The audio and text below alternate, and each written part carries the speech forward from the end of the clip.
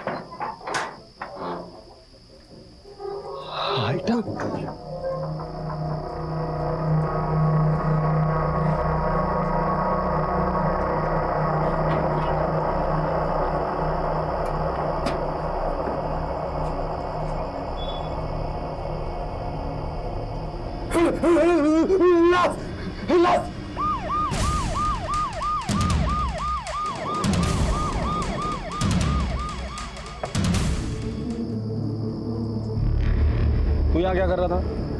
साहब मैं नागपुर से यवतमाल माल की डिलीवरी के लिए आया था। सोचा रात बहुत हो गई है, थोड़ा खा पी के आराम करता हूँ। जब टेम्पो में सोने के लिए आया साहब तो उधर लाश मिला मेरे को, तो मैंने आपको फ़ोन किया। कब की बात है ये? तकरीबन 2 घंटे हुआ होगा। 2 घंटे पहले मैंने पूरा टेम्पो का माल उठवाया। तब टेम्पो में लाश नहीं थी? नहीं साहब। क्या ऐसा तो नहीं कि तूने ही मार के डाला है उसे अंदर? साहब अगर मैं मारता तो आपको फ़ोन क्यों करता? सर ये सही कह रहा है, अंदर एक औरत की लाश है, लेकिन सिर्फ धड़ है, सर नहीं है। धड़ आया तो सिर भी यहीं आसपास होगा। सीमा आसपास का एरिया चेक करो। सर मुझे लगता है किसी चोट खाया आशिक के रिवेंज का मामला है। दोनों में किसी बात को लेकर झगड़ा हुआ होगा, लड़की को मार के फेंक के चला गया होगा। मधुकर इतने जल्दी नतीजे पर नहीं आते, देखते हैं।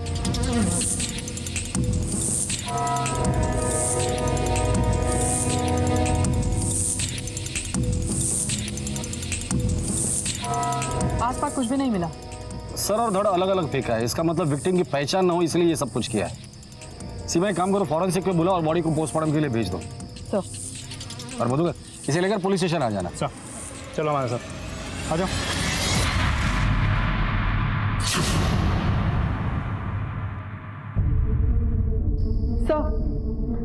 सर मैंने चेक किया, पिछले 15 दिनों में भी इस उम्र की औरत की कहीं कोई मिसिंग कंप्लेंट दर्ज नहीं हुई है। सर बहुत तोड़ा उस आदमी को, कुछ नहीं बोल रहा।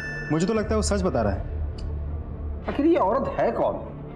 एक काम करो, फॉरेंसिक टीम को बोल देना अगर उस बॉडी पर कोई भी बर्थ मार्क मिलता है या कोई ऐसे निशान मिल सकते हैं जिससे हम उसे आइडेंटिफाई कर सकते हैं तो फौरन हमें इन्फॉर्म करें। सर मेघदूतवाड़ी पुलिस को टेम्पो में सरकटी एक लाश मिली।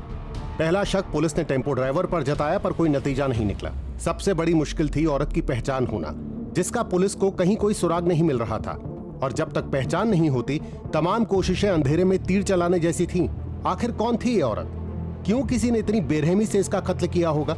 और क्या इसका कोई भी परिचित नहीं था जो इसकी गुमशुदगी को लेकर परेशान हो, इसकी तलाश कर रहा हो? काव्या,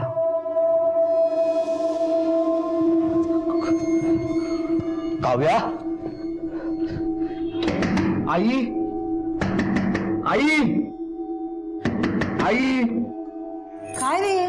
काव्या तुमच्या रूम मध्ये आली का? नाही. काय झालं? काव्या रूम में नहीं है, मालूम नहीं कहाँ चली गई है। चल बघूया. काव्या एवढ्या रात्रीची कुठे गेली पोरगी?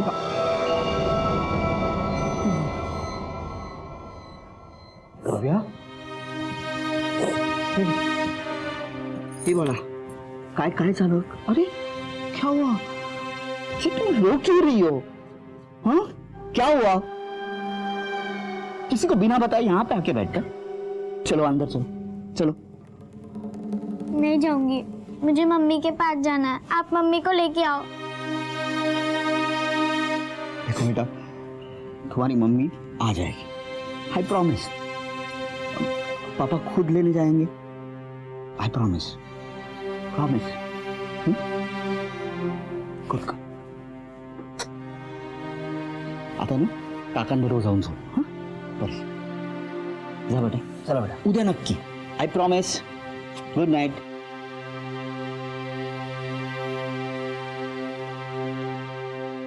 स्वप्निल काव्या खूप लहान है अजून, वो नहीं रह पाएगी अपनी माँ के बिना। हमें कल्पना को लाना ही पड़ेगा। Really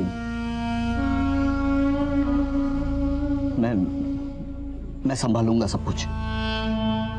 I will manage everything, I will manage definitely. काय मैनेज करना है तू? हाँ, सिर्फ 24 घंटे हुए हैं कल्पना को जाके, और काव्या की हालत देखी है ना तूने? सुबह से कुछ खाया नहीं है बच्ची ने। माँ के पास जाना है, माँ के पास जाना है, इतना ही बोल रही है। काव्या को संभालने के लिए मुझे कल्पना की जरूरत नहीं है। अगर तू काळजी करू नको हेमा, कुछ ही दिनों में से पता चल जाएगा। बच्ची संभालने के लिए उसको माँ की जरूरत होती। चल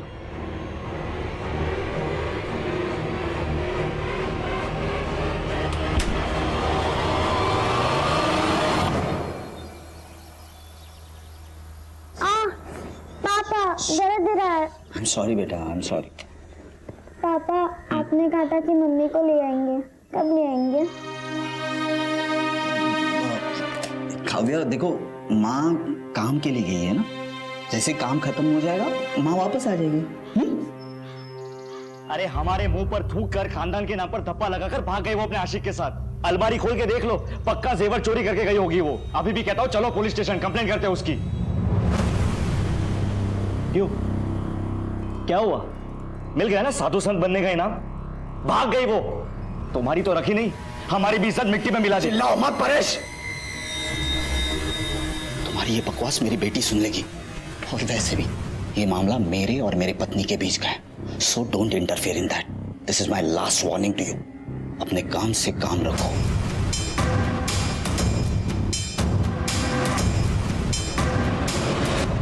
चलो बेटा, चलो, देरी हो जाएगी स्कूल के लिए। बाय आजी। बाय बाड़ा। ये होगा नामर्द, मैं नहीं। इस 2 टके की औरत की पुलिस कंप्लेंट तो मैं करके रहूंगा। अगर ये नहीं करेगा तो मैं करूंगा। डोका फिर लेगा तुझा? मतलब जिन्हें पता नहीं है उन सबको पता चलेगा। हमारे खानदान की इज्जत मिट्टी में मिल गई। बस हो गया, जितनी बेइज्जती होनी थी हो गई। उसे जहां मुंह काला करना है करने दो। अब हमारा उससे कोई रिश्ता नहीं है। अहो, काय बोलताय तुम्ही? कल्पना के साथ 10 साल से एक ही छत के नीचे रह रहे हम लोग। अगर उसका कुछ चक्कर रहता तो हमें मालूम तो पड़ता। तुम अब तक उसका नाम जप रही हो। या घरामध्ये तिचं नाव कोणीही घेणार नाही। वो हमारे लिए मर चुकी है।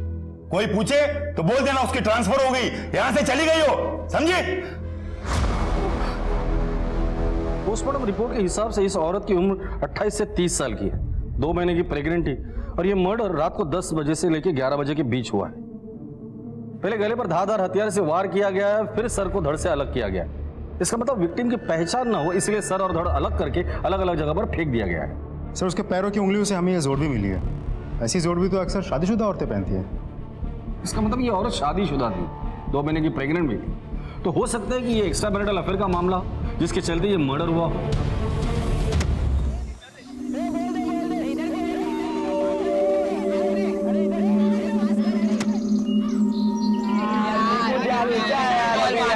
हमेशा यार जल्दी लेके आया निकुंज, जल्दी यार।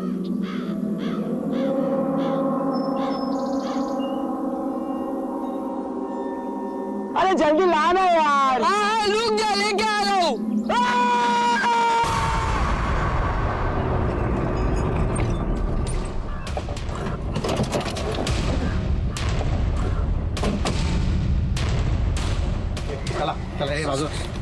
सर, शादीशुदा औरत है, मांग में सिंदूर है, और उम्र 28-30 से ज्यादा की नहीं होगी। ये खून सूखा हुआ है और चेहरा भी फूला हुआ है। इसका मतलब खून 2-3 दिन पहले ही हुआ है। नाइक, एक काम करो, आसपास चेक करो, शायद कत्ल का हथियार या कोई सुराग या फिर बॉडी का बाकी का हिस्सा यही कहीं हो। जी मैडम। तुम लोग हमेशा यही आते खेलने? नहीं मैम, हम लोग हर रोज नहीं आते, सिर्फ छुट्टी के दिन आते हैं। लास्ट संडे आए तो उसके बाद आ जाए। मैडम, यहाँ आसपास कुछ भी नहीं मिला। नाइक, एक काम करो जी, सर को फॉरेंसिक लैब भेजो, बाकी इंफॉर्मेशन मैं अपलोड करती हूँ, शायद कहीं कोई मैच मिल जाए। मेघदूतवाड़ी पुलिस अब भी उस औरत की पहचान में जुटी थी। और इधर वडगांव में पुलिस को एक कटा हुआ सिर मिला। दोनों में एक बात समान थी कि मरने वाली औरत शादीशुदा थी, पर कौन थी, कहां की थी और उसे क्यों मारा गया था, ये सवाल अब भी जस के तस खड़े हुए थे।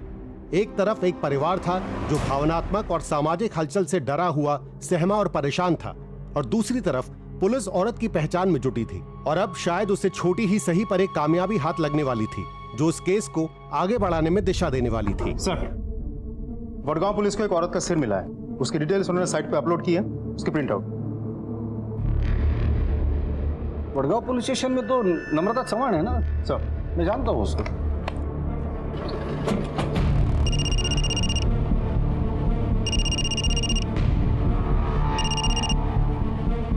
हॅलो, नम्रता, पीआय यशवंत गायकवाड बोलतोय।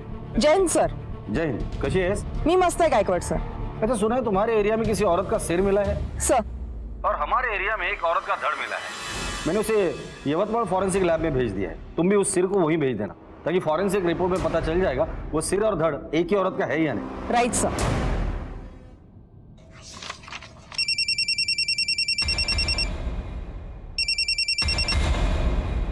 हाँ आई क्या?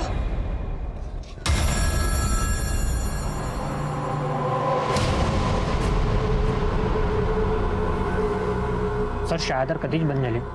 सब बच्चे घर चले गए. काव्या मेरी बेटी अभी तक घर नहीं पहुंची है. मैं क्या कर सकता हूँ? मैं क्या कर सकता हूँ? You are responsible for them.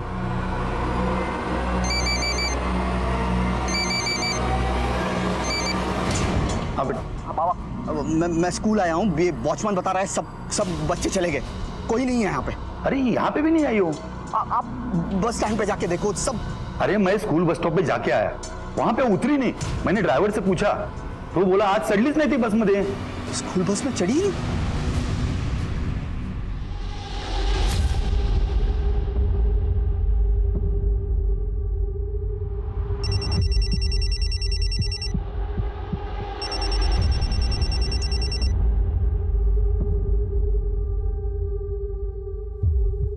हाँ बोलो प्रतिभा. अरे ऐसी क्या बात कर रही है यार? I was just doing yoga. कोई तो आया है, सुन मैं बाद में कॉल करती हूँ, ठीक है? अरे खोल रही हूँ दरवाजा.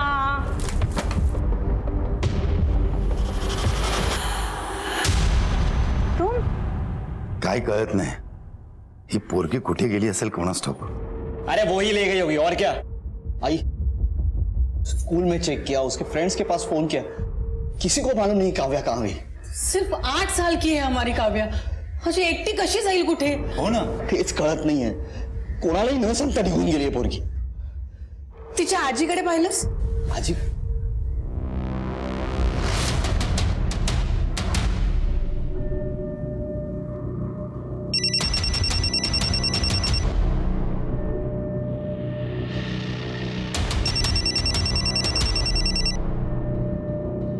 स्वप्निल, मैं तुम्हारे फोन का ही वेट कर रही थी.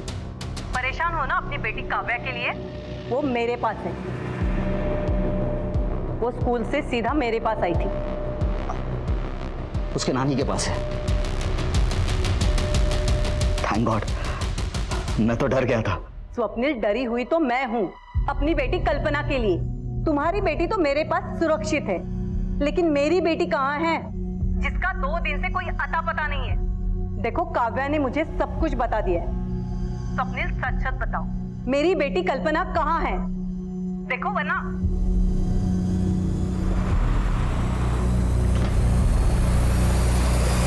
उसके पति के साथ कैसे संबंध थे? मतलब लड़ाई झगड़ा होता था या ऐसे कुछ? काव्या वो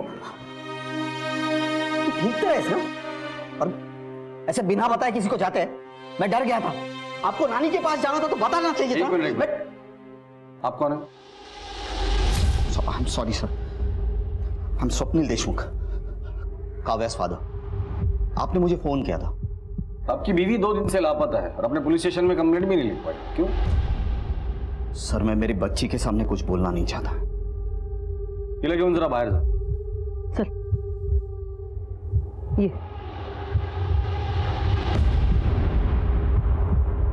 बैठिए.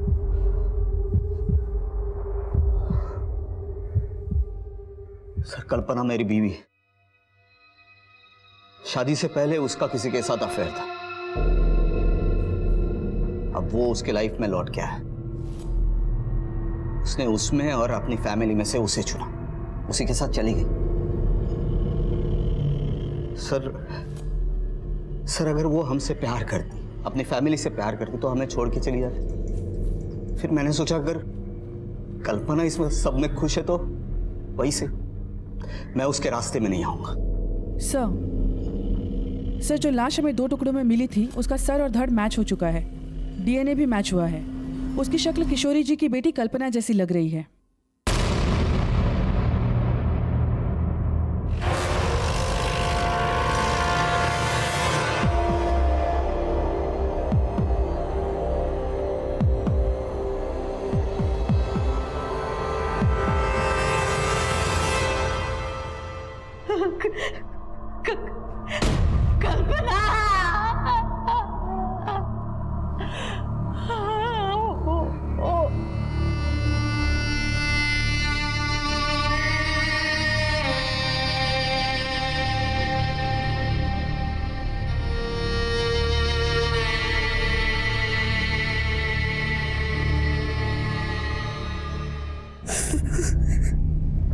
सर उन दोनों में से किसी ने एक ने मेरी कल्पना को मारा है। हाँ सर, सुधांशु या अक्षय। कौन है ये दोनों? सुधांशु शादी से पहले कल्पना का प्यार, वो उसके लाइफ में लौट के आया था। उसके ही ऑफिस में बॉस बनकर उसके साथ जाना चाहती थी कल्पना। तो मेरे फैमिली परिवार की खुशी के लिए मैंने उसे जाने दी। गलती हो गई मुझसे। वो उससे प्यार करती थी और उस कमीने ने ये हर्ष किया उसका। लेकिन अगर वो उससे प्यार करता था तो कल्पना को मारेगा क्यों? सर मेरी कल्पना बोली थी, सब पर विश्वास करती थी। ये अक्षय इसी भोलेपन का फायदा उठाता था। मेरी कल्पना की तरफ गंदी नजरों से देखता था, मैंने देखा हुआ। तो तुम्हारा कहने का मतलब है कि कल्पना अपनी मर्जी से सुधांशु के साथ तुम्हारा घर छोड़कर गई थी? हाँ सर, इसलिए तो मैंने पुलिस कंप्लेंट नहीं की। सीमा, कल्पना के ऑफिस का एड्रेस ले लो, उसके मोबाइल के कॉल रिकॉर्ड्स निकालो और मोबाइल का आखिरी लोकेशन क्या था वो भी पता करो।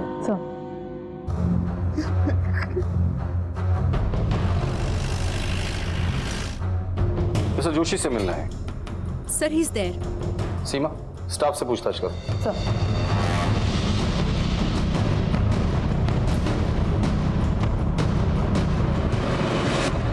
मिस्टर जोशी, आपसे कुछ बात करनी थी। एक्सक्यूज अस। आइए सर, बैठिए। कल्पना देशमुख को कितने अच्छे से जानते हो तुम? सर वो इसी ऑफिस में काम करती थी। बस, और कुछ नहीं? मिस्टर जोशी, जो कुछ भी है सच सच बताओ। अगर हमने हमारी तरीके से गुलवाया ना तो बहुत भारी पड़ेगा। सर हम एक दूसरे को पहले से भी जानते थे, हम शादी करने वाले थे, लेकिन एक दिन। शादी के बाद प्लीज। क्यों शर्मा रही हो? शादी भी जल्दी कर लेंगे। मतलब ये देख के तुम्हें सब समझ में आ जाएगा। क्या है ये? Look at it. देखो देखो, अपॉइंटमेंट लेटर। लेकिन ये तो दुबई का है। हाँ तो अच्छा है ना, 3-4 साल का कॉन्ट्रैक्ट है, हम शादी कर लेते हैं। 4 साल बाद दुबई में जाके मैं दिनार में दबा के कमाऊंगा, वापस आ जाऊंगा और तुम घर संभालना और मैं रोकड़ा कमाऊंगा। लाइफ सेट हो जाएगी। वाह, तुम्हारा करियर, तुम्हारा काम, तुम्हारी शादी, सब डिसाइड कर लिया ना तुमने। मेरा क्या? What about me? मेरा करियर, मेरी लाइफ, इसकी कोई इंपॉर्टेंस नहीं है तुम्हारी लाइफ में। मैं यहाँ बैठ के बच्चों को पालती रहूं घर में। ओके, अगर ये सेम ऑफर मुझे मिला होता तो क्या तुम जाते मेरे साथ? नहीं, क्योंकि तुम सिर्फ अपने बारे में सोचते हो। देखो प्लीज कल्पना, तमाशा मत क्रिएट करो। तमाशा तुम बना रहे हो मेरा, मैं नहीं। अब भाड़ में जाओ तुम, तुम्हारा जॉब और तुम्हारी शादी। मेरे लिए ये रिश्ता अभी इसी वक्त खत्म होता है, समझे? कल्पना, कल्पना, एक्सक्यूज मी, कल्पना एक्सक्यूज मी।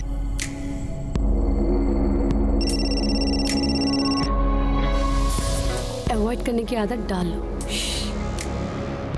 अब तुम दोनों एक ही ऑफिस में हैं। पता नहीं पुराना रिश्ता कब नया बन जाए।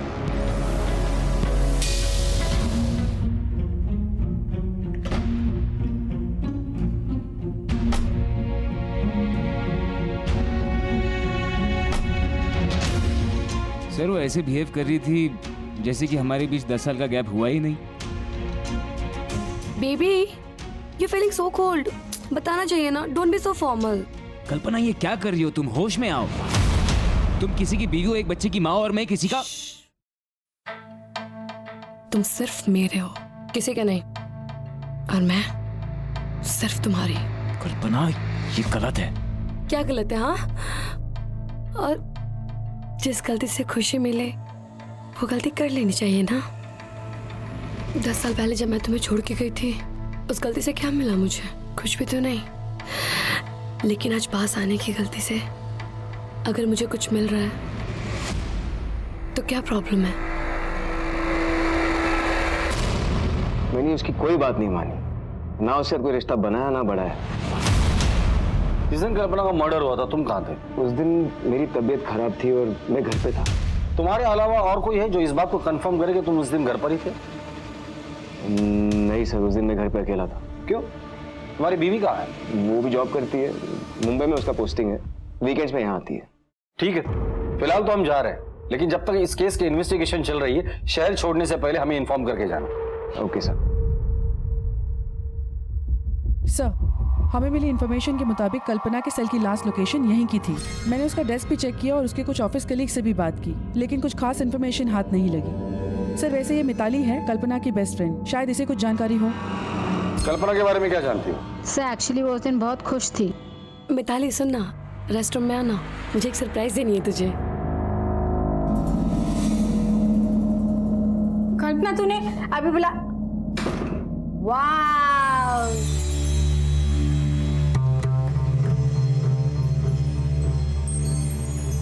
Somebody is looking sexy। किधर जा रही है तो हाथ बन के? डेट पे। डेट पे जा रही है पर किसके साथ? क्या सीक्रेट है? मैं बाद में बताती हूँ सब चीज तुझे। वाह मेरा सही है, एंजॉय करो। ये अपने पास रख, मैं कल आके ले लूंगी, ठीक है? वो तो ठीक है। बाय। कल्पना बात तो सुन। ठीक है, अगर जरूरत पड़ेगी तो दोबारा कांटेक्ट करेंगे। Okay sir. Kalpana western dress पहनकर किसी से मिलने गई और उसकी डेड बॉडी हमें उसी ड्रेस में मिली थी। सर यहाँ हमारे लिए दो बातें जाननी बहुत जरूरी है। पहली बात, अगर कल्पना साड़ी पहन के ऑफिस आई थी तो वेस्टर्न ड्रेस पहन के किससे मिलने गई?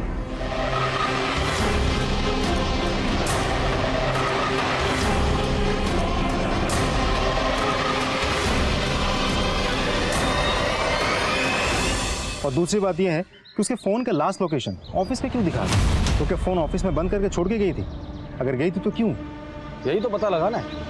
मुझे तो ये बहुत बड़ी साजिश लगती। कुछ तो है जो हमसे छूट रहा है। कल्पना किस बॉयफ्रेंड से मिलने गई थी? चलो अक्षय से जाकर मिलते हैं, आज शाम की चाय उसी के घर पीते हैं। अक्षय मेरी बात तो सुन। मम्मी मुझे जाना है। अक्षय कैसी बात कर रहा है? लेकिन बता तो सही, कहाँ जा रहा है तू? मम्मी मुझसे यहाँ पर पढ़ाई नहीं हो रही है, मम्मी गाँव वाला चालू है। गाँव पे जाएगा? पागल हो गया है क्या? अब टेंशन मत लो। जाना है, छोड़। आप लोग यहाँ? अक्षय से कुछ बात करनी है। तू कल्पना के पास ट्यूशन के लिए जाता था ना? हाँ सर, वो कुछ सब्जेक्ट्स में मैं थोड़ा सा वीक था, तो मम्मी ने कल्पना भाभी से बात की थी। मुझे समझ नहीं आ रहा है कि आप लोग अक्षय से क्या जानना चाहते हो। लेकिन अक्षय समझ गया कि हम यहाँ क्यों आए और किस लिए आए हैं। कल्पना का मर्डर हो गया है और हमें पता चला कि अक्षय उसे गंदी नजर से देखता था। नहीं सर, ऐसा नहीं है सर, वो तो मेरी भाभी थी, इज्जत करता था मैं उनकी। देख बेटा, तो जो कुछ भी जानता है ना, हमें सच सच बता दे, क्योंकि इसके बाद जो ट्यूशन हम तुझे पढ़ाएंगे ना, तो तू पढ़ नहीं पाएगा। समझ गया? सर मैं एक दिन बहुत डर गया था। वो स्वप्निल भैया के साथ कहीं बाहर जा रही थी और हाँ हाँ बस मैं निकल रही हूँ। अच्छा ठीक है, तो वेट कर लो थोड़ा। ओके, एक सेकेंड होल्ड करना। अक्षय मेरे सैंडल के थोड़ा स्टेप बांधो ना please.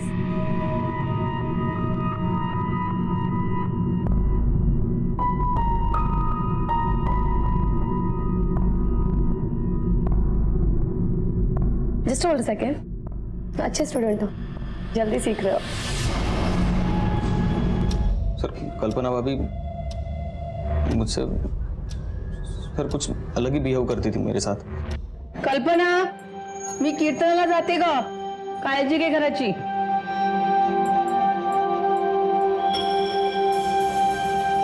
Akshay, Akshay, ji ma'am. 1 minute अंदर आना। आया।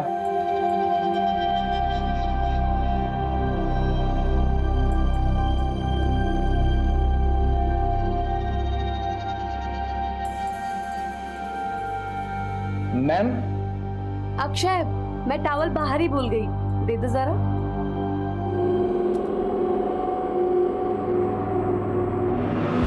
मैम, ये टॉवल लीजिए। तुम्हें नहीं नहाना है क्या? चलो। मधुकर, गाड़ी में बिठाओ इसे। चलो। अरे आप ऐसे कैसे ले जा सकते अक्षय को? वो अभी माइनर है, मुझे अपने लॉयर से बात करनी होगी। मैडम, भगवान से दुआ कीजिए कि आपके इस माइनर बेटे ने कोई मेजर कांड न किया हो, वरना 1 नहीं 10 बार इसे लेकर जाएंगे। सर, अगर अक्षय सच बोल रहा है तो कल्पना का कैरेक्टर वाकई सही नहीं था, और हो सकता है इसी वजह से उसका खून हुआ हो। इसका उल्टा भी तो हो सकता है। एक काम करो, कल्पना का सोशल मीडिया अकाउंट और कॉल रिकॉर्ड चेक करो। अगर ये अक्षय सच बोल रहा है और कल्पना के वाकई में कहीं आशिक है तो हमें वहां मिलेंगे। सर,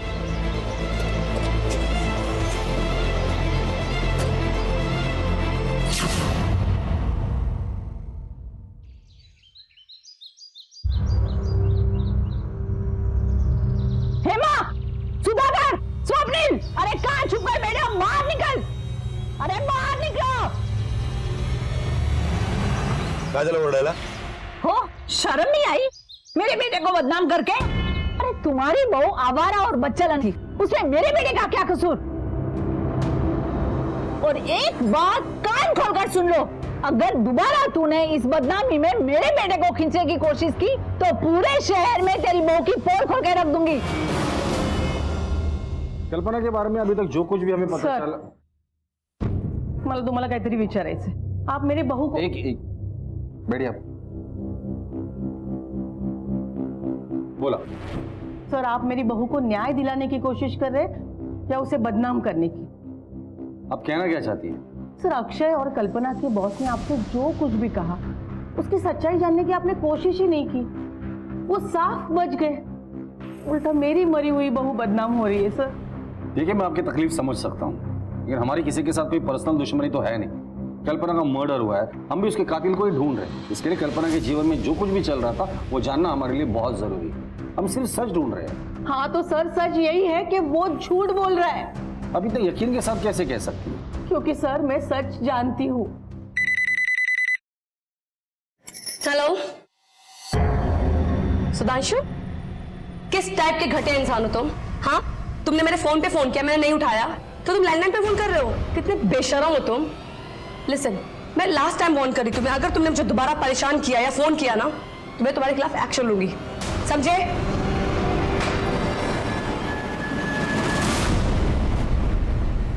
अक्षय के बारे में आपका क्या कहना है?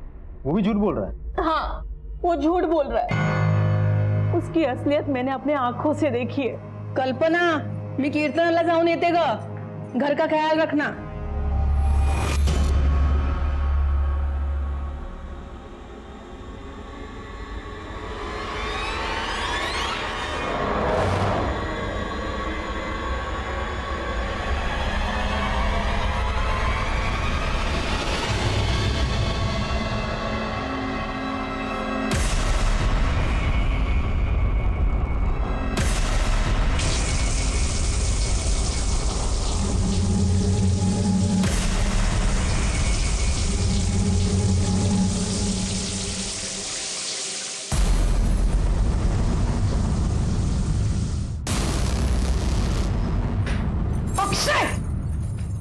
क्या कर रहा है?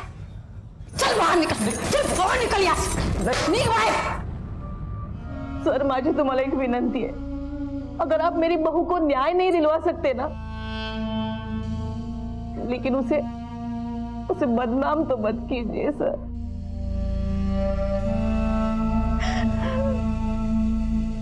सीमा, अजीब असमंजस की स्थिति पैदा हो गई थी। कल्पना की सास हेमा बहू के चरित्र पर रत्ती भर भी शक नहीं कर रही थी, आखिर कल्पना के साथ हुआ क्या था? वो किससे मिलने गई थी जब उसका कत्ल हुआ? इन सारे सवालों के जवाब तलब करने थे। पुलिस के लिए एक बार फिर से शुरुआत करने की स्थिति पैदा हो गई थी। ये सुधांशु और अक्षय, इनसे दोबारा पूछताछ करनी होगी हमारी तरीके से। उठाकर लेकर आओ इन दोनों को। सर इतने साल बाद वो मेरे सामने आई तो मैं अपने आप को रोक नहीं पाया। कल्पना आओ चलो, तुम्हें घर छोड़ दूं। नहीं मैं चल। अरे चलो ना। मैंने कहा ना सुधांशु, मैं चली जाऊंगी।